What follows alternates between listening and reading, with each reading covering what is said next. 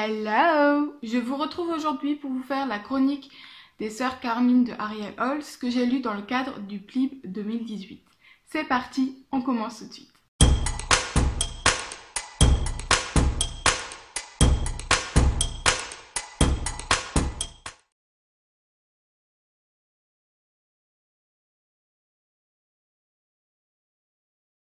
Une lecture qui m'a un peu déroutée parce que je ne sais pas trop quoi en penser. J'ai eu beaucoup de mal à rentrer dans l'histoire parce qu'il y a dès la première scène beaucoup de personnages qui sont là, enfin beaucoup, je crois qu'ils sont 4.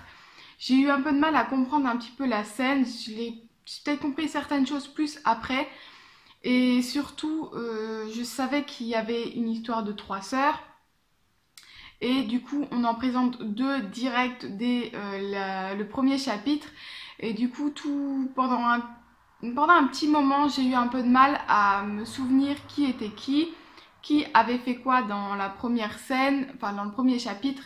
Donc c'est vrai que c'était toujours un petit peu compliqué pour moi, enfin c'est toujours un peu compliqué pour moi quand on introduit direct beaucoup de personnages d'un coup.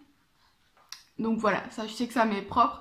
Mais du coup, le fait qu'il y ait beaucoup de personnages, plus le fait que je n'ai pas forcément tout compris à cette première scène, euh, ça m'a été difficile du coup de rentrer direct dans l'histoire. Après, au fur et à mesure, voilà, j'ai réussi à rentrer quand même dans l'histoire, à m'intéresser à l'intrigue, etc. Donc ça va. Si je devais choisir une des 3 sœurs, c'est clairement Dolorine, la petite dernière que j'ai adorée, que je trouve presque qu'elle n'est pas assez là. On comprend très vite qu'elle dit des choses et que c'est pas bête ce qu'elle dit, que voilà, ses sœurs pensent qu'elle est dans son monde, qu'elle est un peu dans l'imaginaire, mais non, en tout cas moi je me suis vite rendu compte que ce qu'elle pouvait dire à ses sœurs comme ça qui semblaient sortir de l'imaginaire, c'était des choses réelles et du coup j'ai beaucoup apprécié cette petite fille là, notamment ses passages avec son journal intime. J'ai également aimé les petits jeux de mots. Alors là comme ça je saurais plus vous dire ce qu'il y avait comme jeu de mots, mais c'est souvent la petite d'ailleurs je crois qui fait ces jeux de mots un petit peu qui déforme on va dire les mots et pour en faire des petites choses drôles et en même temps parfois un peu subtiles. Bref, il y avait voilà, il y avait pas mal tout au long du livre des petits jeux de mots que j'ai apprécié aussi. Et donc ce que je disais tout à l'heure, c'est que ça a été une lecture un petit peu déroutante parce que il y a des moments où je m'ennuie un petit peu, où bon voilà, ok, je trouvais que c'était un peu long, et en même temps d'autres passages super intéressants. Ce qui fait que tout au long de ma lecture, j'ai des avis très contradictoires, enfin c'était très bizarre parce que je pouvais être à fond pendant 1 ou 2 chapitres et puis d'un coup beaucoup moins, et du coup c'est vrai que ça m'a beaucoup déroutée et je ne sais pas trop quoi encore en penser. Je vous avoue que là, encore aujourd'hui, pourtant je l'ai lu le mois dernier, donc ça fait quand même quelques temps maintenant, je crois que ça fait pas un mois encore, presque un mois, on va dire au moins 2 semaines que je l'ai terminé et encore aujourd'hui, je sais pas trop quoi en penser.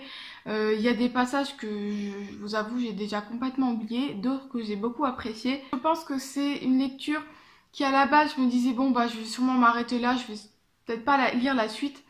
Et finalement je vais peut-être quand même lire la suite pour voir finalement ce qu'on peut me proposer dans la suite.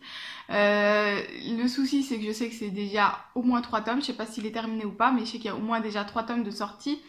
Et je sais qu'en général les tomes 2 j'ai plus de mal, quand c'est pas une duologie en tout cas, je sais que j'ai toujours un peu plus de mal sur les tomes 2, donc du coup je me dis bon, le tome 1 t'es un peu mitigé, tu sais pas trop quoi en penser, le tome 2 il y a de fortes chances que tu aimes pas, alors du coup est-ce que ça va me faire complètement arrêter la saga, ou est-ce que après ce tome 2 je vais encore réussir à me dire le tome 3 il sera peut-être meilleur. Voilà, je sais pas trop, je verrai bien tout ça, je vais laisser réfléchir un petit peu et je verrai peut-être d'ici 2-3 mois, parce que de toute façon je compte pas acheter le livre tout de suite, donc peut-être que d'ici 2-3 mois j'aurai envie de savoir la suite. En tout cas pour l'instant je ne sais pas. Je pense que je vais m'arrêter là, pour une fois ce sera une vidéo bien courte, je trouve que ça fait du bien aussi des fois. Alors comme d'habitude, le petit speech c'est que on n'oublie pas de s'abonner si c'est pas encore fait et on appuie sur la petite cloche pour avoir les notifications si ça vous intéresse.